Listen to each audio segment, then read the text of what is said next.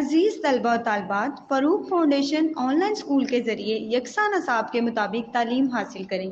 اگر ہماری ویڈیوز پسند آئیں تو چینل کو سبسکرائب کریں اور دوستوں کے ساتھ شیئر کریں اور بیل آئیکن کو لازمی دبائیں تاکہ آئندہ آنے والی تعلیمی ویڈیوز آپ حاصل کر سکیں۔ بچوں، آن لائن اسکول سے آپ مکمل تعلیم حاصل کر کے بورڈ کا امتحان برائے جماعت نحو و دہم بہتر طور پر پاس کر سکتے ہیں۔ آپ اپنی عمر اور تعلیم کے مطابق مزید تعلیم حاصل کریں۔ والدین سے فون یا کمپیوٹر پر ہماری ویڈیوز کے ذریعے تعلیم حاصل کرنے کی درخواست کریں۔ روزانہ 1 سے 2 گھنٹے آن لائن پڑھائی کریں اور جب آپ اسکول جائیں گے تو آپ کو مزید کسی مدد کی ضرورت نہیں ہوگی۔ اس طرح پڑھائی کر کے اپنا وقت اور والدین اخراجات میں بچت کر سکتے ہیں۔ آن لائن اسکول کی کوئی فیس نہیں ہے۔ زوم پر بھی کلاسز کا فائدہ اٹھا سکیں گے۔ ہر کلاس اور مضمون کی مکمل تعلیمی ویڈیوز موجود ہیں۔ عزیز طلباء، آج ہم ڈپٹی نذیر احمد کا لکھا ہوا ناول نسو اور سلیم کی گفتگو کی پڑھائی کا آغاز کرتے ہیں۔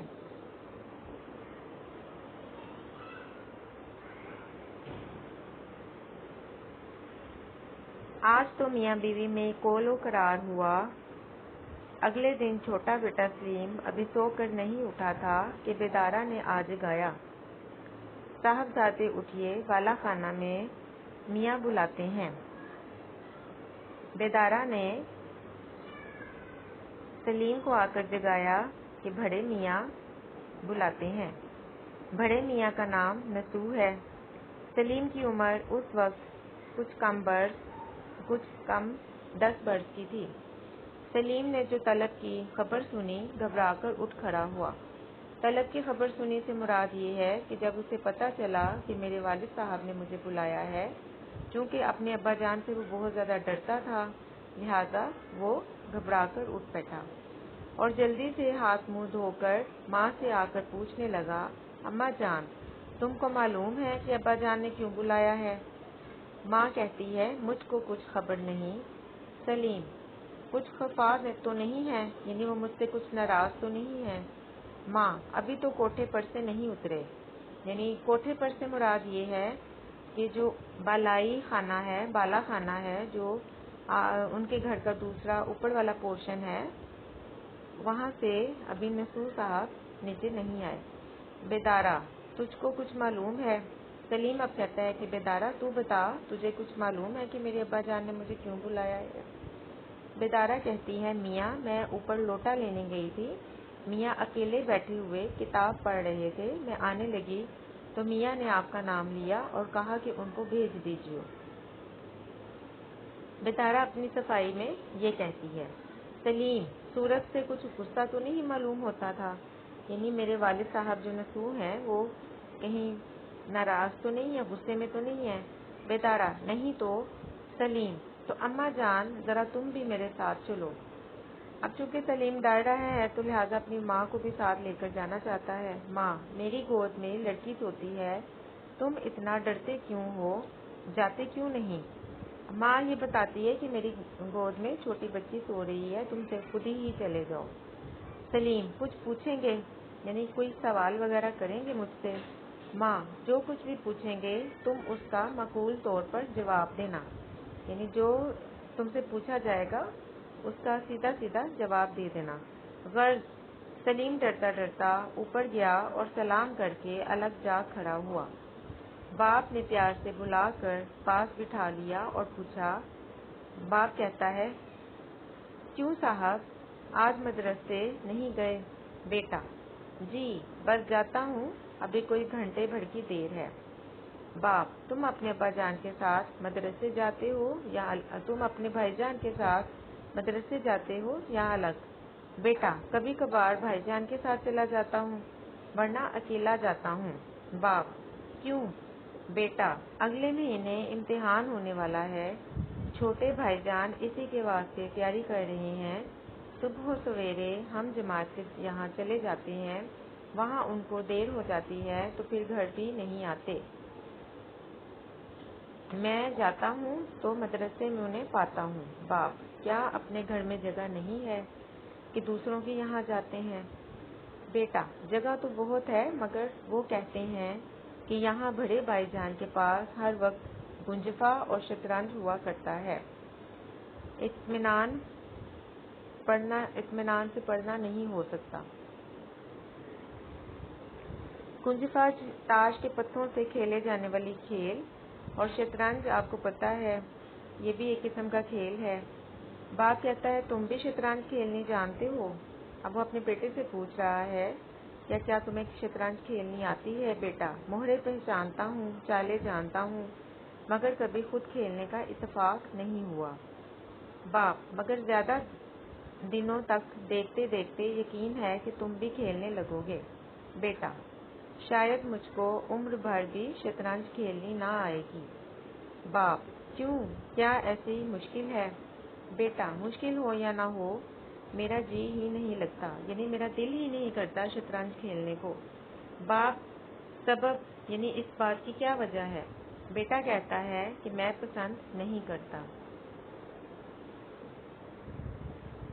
اب باپ کہتا ہے چونکہ مشکل ہے، اکثر مبتدی گھبرایا کرتے ہیں۔ اکثر مبتدی کا مطلب جو کھیل کھیلتے ہیں وہ گھبرا جاتے ہیں۔ کھلاڑی، مبتدی ہم کھلاڑی کو کہتے ہیں۔ مجھ کو یقین ہے کہ گنجفہ میں تمہاری طبیعت خوب لگتی ہوگی، یعنی تمہیں شطرنج تو خوب کھیلنا آتا ہوگا، وہ بہ نسبت شطرنج کے کہ تمہیں تاش تو بہت کھیلنے آتے ہوں گے، وہ بہ نسبت شطرنج کے بہت آسان ہے، یعنی شطرنج ذرا مشکل کھیل ہے جبکہ تاش کھیلنا آسان ہوتا ہے۔ بیٹا: ہاں، شطرنج کی نسبت گنجفہ کو زیادہ ناپسند کرتا ہوں، یعنی مجھے گنجفہ اتنا پسند نہیں ہے۔ باپ: ہاں، شطرنج میں طبیعت پر زور پڑتا ہے اور گنجفہ میں حافظے پر، یعنی دونوں طرح کے جو کھیل کھیلے جاتے ہیں وہ جسمانی صحت کے لیے اچھے نہیں ہیں۔ بیٹا: میری ناپسندیدگی کا کچھ خاص کر یہی سبب نہیں ہے، بلکہ مجھ کو تو سارے کھیل ہی برے معلوم ہوتے ہیں۔ اب وہ بیٹا جواب پیش کر رہا کہہ رہا کہ مجھے ہر طرح کا کھیل جو ہے وہ برا لگتا ہے، حالانکہ شطرنج کھیلنے میں یا گنجفہ کھیلنے کا یہ وجہ نہیں ہے جو آپ مجھے بتا رہے ہیں۔ باپ: تمہاری اس بات سے مجھ کو تعجب ہوتا ہے اور میں تم سے تمہاری ناپسندیدگی کا اصل سبب سننا چاہتا ہوں۔ باپ کہتا ہے کہ تم ہی مجھے بتا دو اس کی کیا وجہ ہے کہ تم کوئی بھی کھیل کھیلنا پسند نہیں کر رہے ہو۔ کیونکہ شاید اب سے 5 یا 6 مہینے پہلے جن دنوں میں باہر کے اس مکان میں بیٹھا کرتا تھا، میں نے خود تم کو ہر طرح کے کھیلوں میں نہایت شوق کے ساتھ شریک ہوتے دیکھا ہے۔ اب آپ مجھے کہہ رہے ہیں کہ تم ہی مجھے اس کی اصل وجہ بتا دو کہ تم نے کھیلنے کیوں بند کر دیے، کیونکہ جب سے میں گھر کے باہر بیٹھنا شروع ہوا تھا تو میں نے تمہیں بہت سارے کھیلوں میں ملوث پایا یا شریک ہوتے دیکھا۔ بیٹا اب جواب پیش کرتا ہے کہ آپ درست فرماتے ہیں، میں ہمیشہ کھیل کے پیچھے دیوانہ بنا رہتا تھا، مگر اب تو مجھ کو ایک دلی نفرت ہو گئی۔ باپ: آخر اس کا کوئی سبب خاص تو ہوگا، یعنی اس کی اصل وجہ مجھے بتاؤ کہ کیا اصل وجہ ہے۔ بیٹا: آپ نے اکثر 4 لڑکوں کو کتابیں بغل میں دابے گلی میں آتے جاتے دیکھا ہوگا، یعنی اپنے ابا جان کو بتا رہا ہے کہ وہ 4 لڑکوں کو آپ نے اکثر ہی دیکھا ہوگا۔ باپ: وہی جو گورے گورے 4 لڑکے ایک ساتھ رہتے ہیں، پھٹی جوتیاں پہنے، منڈے ہوئے سر، اونچے پاجامے، نیچی چولیاں۔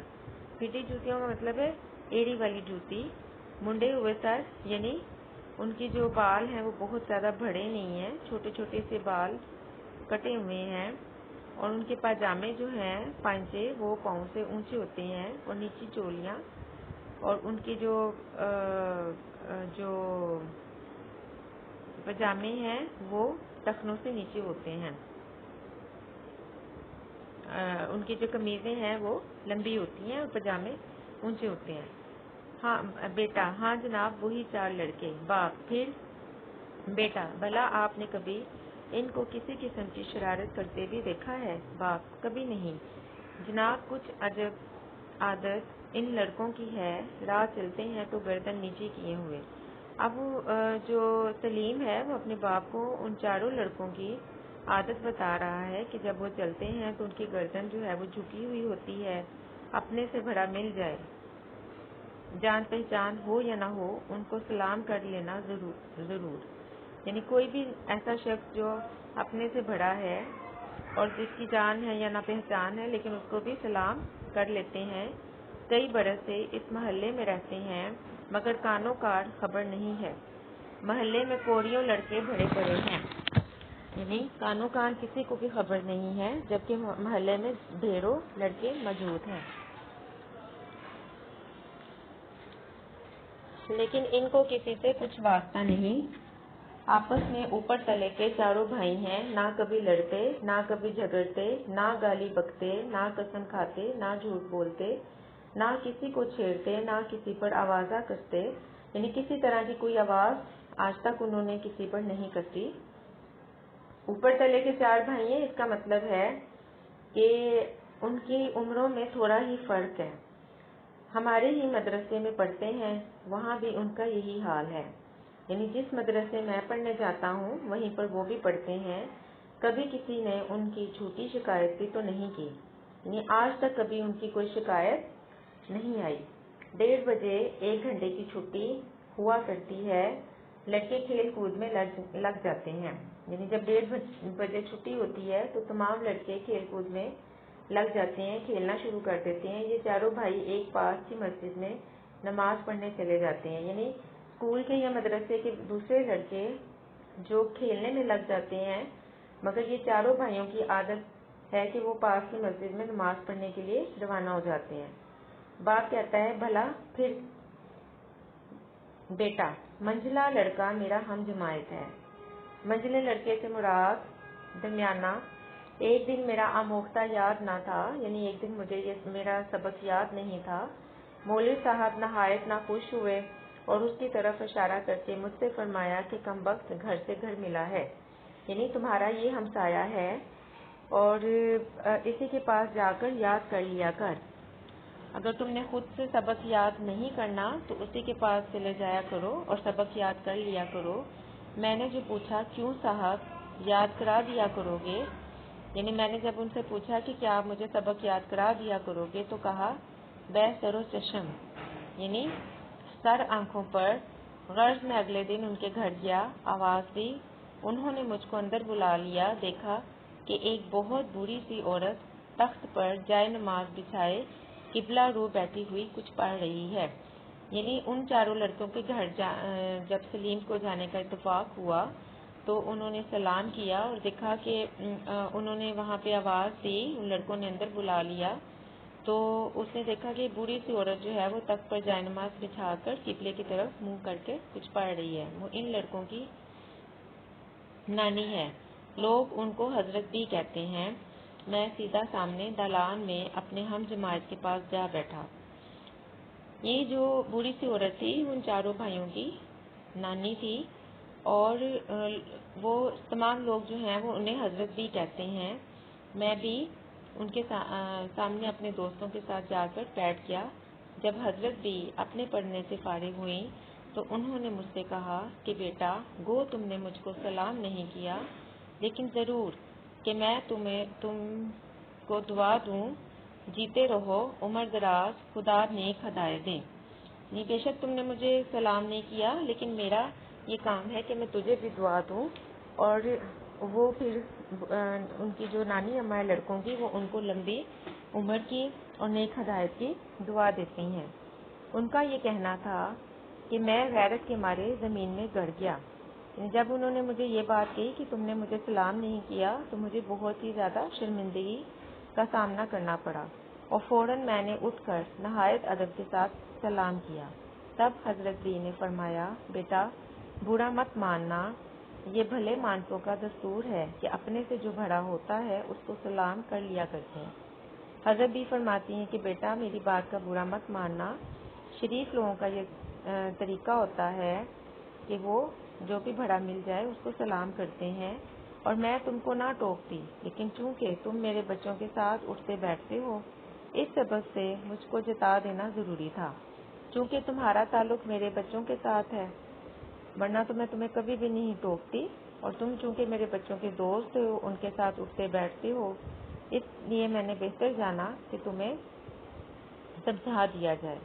اس کے بعد حضرت بی نے مجھ کو مٹھائی دی اور بڑا اصرار کر کے کھلائی۔ مدتوں میں ان کے گھر جاتا رہا۔ حضرت بی بھی مجھ کو اپنے نواسوں کی طرح چاہنے اور پیار کرنے لگیں اور مجھ کو ہمیشہ نصیحت کیا کرتی تھیں۔ تبھی سے میرا دل تمام کھیل کی باتوں سے کھٹا ہو گیا۔ جب حضرت بی نے ان کو سمجھا لیا تو انہوں نے پھر سلیم کو دعا دی اور مٹھائی بھی کھلائی، اور پھر چونکہ سلیم کا ان کے گھر میں آنا جانا رہا، وہ چاروں لڑکے اس کے دوست بن گئے، تو حضرت بی بھی اپنے نواسوں کی طرح ان کو پیار کرنے لگی، اس کو چاہنے لگی اور ہمیشہ اس کو نصیحت کرتی۔ اور سلیم نے یہ کہا کہ تبھی سے میرا دل جو ہے وہ اب کسی قسم کے کھیل میں نہیں لگتا۔ عزیز طلباء، نسو اور سلیم کی گفتگو کی پڑھائی ہم نے مکمل کر لی ہے۔ آپ نے اس سبق میں آنے والے تمام مشکل الفاظ کے معنی یاد کر کے اپنی کاپی پہ لکھنے ہیں اور اس سبق کو سمجھ کر پڑھائی کرنی ہے۔ کل ہم اس سبق کی مشق حل کریں گے۔